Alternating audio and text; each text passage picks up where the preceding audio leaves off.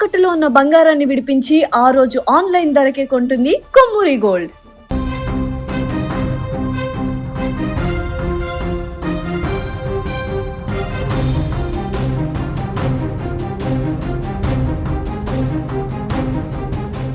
ప్రేమించలేదనే కోపం పెళ్లి చేసుకొని వెళ్ళిపోతుందనే కక్ష ఒక నిండు ప్రాణాన్ని బలి తీసుకుంది.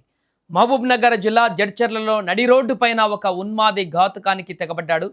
ప్రేమ పేరుతో వేధించడమే కాకుండా పెళ్లి సంబంధం కుదిరిందనే నెపంతో ఒక యువతిని కత్తితో గొంతు కోసి కిరాతకంగా చంపేశాడు.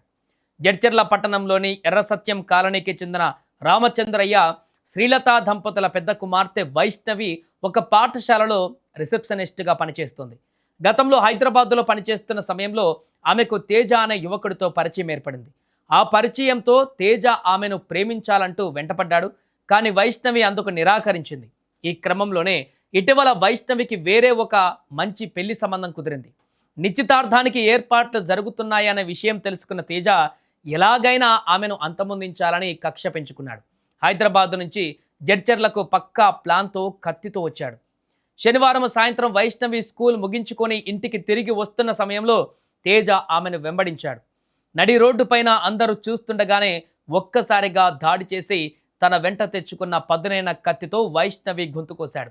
తీవ్ర రక్తస్రావంతో వైష్ణవి అక్కడికక్కడే కుప్పకూలింది.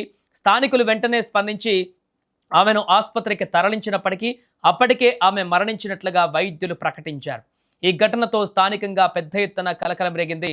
ఇక హత్య చేసిన తర్వాత పారిపోవడానికి ప్రయత్నించిన నిందితుడు తేజను స్థానికులు వెంబడించారు.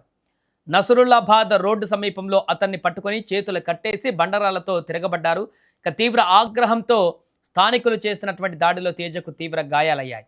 సమాచారం అందుకున్న వెంటనే పోలీసులు ఘటనా స్థలానికి చేరుకొని నిందితుడిని కాపాడి మహబూబ్ నగర్ ప్రభుత్వ జనరల్ ఆసుపత్రికి తరలించారు.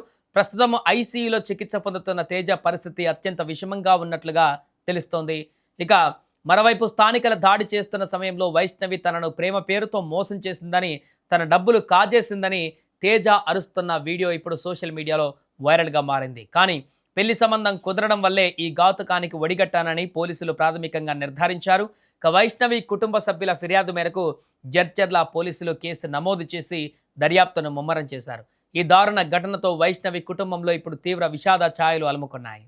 ఈరోజు సాయంత్రం అందాజ 4:30 నుంచి 5 గంటల మధ్యలో నిమ్మబావిగడ్డ ఏరియాలో వైష్ణవి అనే అమ్మాయిని ఒక గుర్తులేని వ్యక్తి కత్తితో దాడి చేసి చంపడం జరిగింది.